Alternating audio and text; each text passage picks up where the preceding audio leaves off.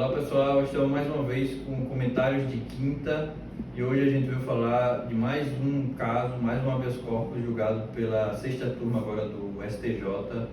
O caso é um tráfico e associação para tráfico, na operação Fio da Meada, e o fundamento principal é relacionado à prisão preventiva e à sua ausência de fundamentação concreta. André?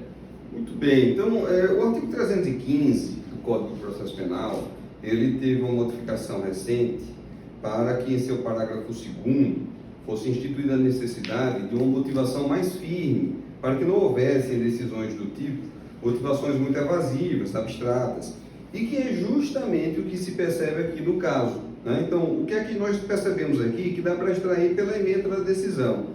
Que no decreto, né, onde houve a decretação aqui da prisão, menciona-se a gravidade dos comportamentos, entre aspas, repercussão social, mormente para uma cidade interiorana de proporções medianas, como é a estância turística de Olímpia, fala em perigo coletivo, consequências desastrosas, possível lesão profunda à saúde. Percebam, é uma série de expressões que elas têm um cunho retórico, e retórico aqui no sentido mais negativo do termo, mas que elas não fazem nenhuma espécie de ancoragem com fatos concretos que justifiquem a necessidade da medida.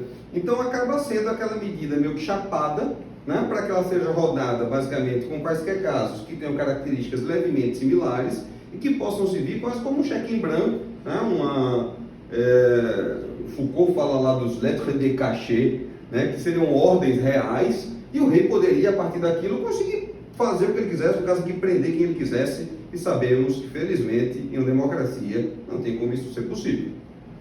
Isso, e aí vejam que desde 1988, desde a nossa Constituição, já está lá no artigo 93, inciso 9, que a decisão judicial tem que ser pública e fundamentada. E isso é desrespeitado desde 1988. Até hoje em dia a gente vê diversas decisões, não apenas de decretação de prisão, mas se a gente for se aprofundar mais um pouco, receber denúncia, até mesmo algumas sentenças com ausência de fundamentação, né? Inclusive, Marcos, esse parágrafo 2º do 315 é praticamente a cópia do que o CPC 2015 já traz, e traz para toda motivação, né? As sentenças deveriam seguir o 315, o que está aqui no CPP, no caso, né? O equivalente ao parágrafo 2º 315 do CPP. Só que quando entrou, a primeira coisa que foi feita foi não, pela sua situação legal, diz respeito apenas a decisões cautelares, não diz respeito às outras motivações.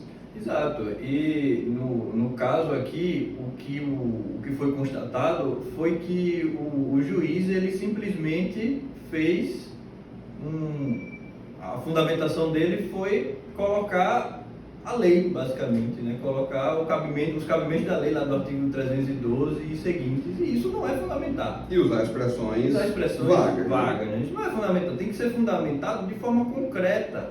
Eu sempre falo para meus alunos que a fundamentação de decisões judiciais, ela não precisa gastar laudas e laudas, folhas e folhas para ser uma boa fundamentação. Não, ela tem que simplesmente conseguir conectar o caso concreto com a lei e conseguir de forma concreta e não de forma abstrata e trazendo letra de lei como se fosse algo simples. Até falo também que na própria OAB, né, se você fazer prova da OAB, eles colocam lá a observação, não fundamental não é colocar letra de lei. Então, os próprios magistrados, né, eles acabam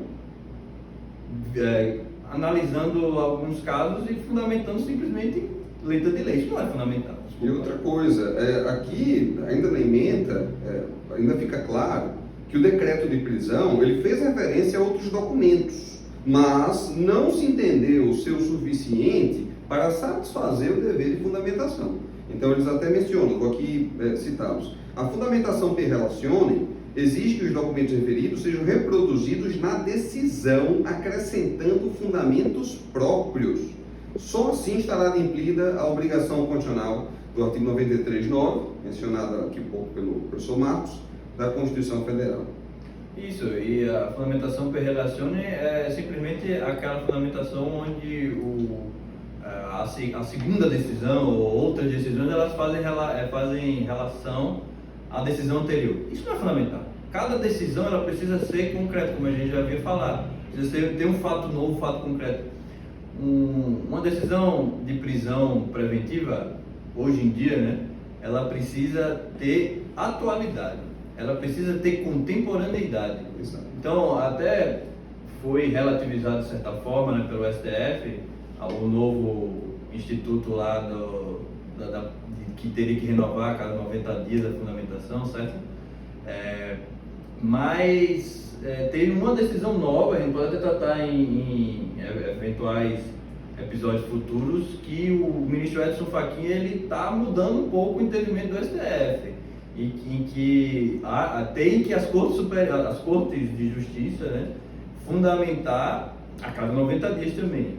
Mas enfim, isso é papo para outro encontro. Mas a questão da prisão preventiva no Brasil é um grande problema, tanto pela fundamentação quanto pelo prazo, que não existe prazo final, né? Não existe prazo para a prisão preventiva. Ela pode durar o processo todo. É isso. Eu acho que aqui encerramos mais um comentário de quinta e nos vemos na próxima quinta-feira. Até a próxima quinta.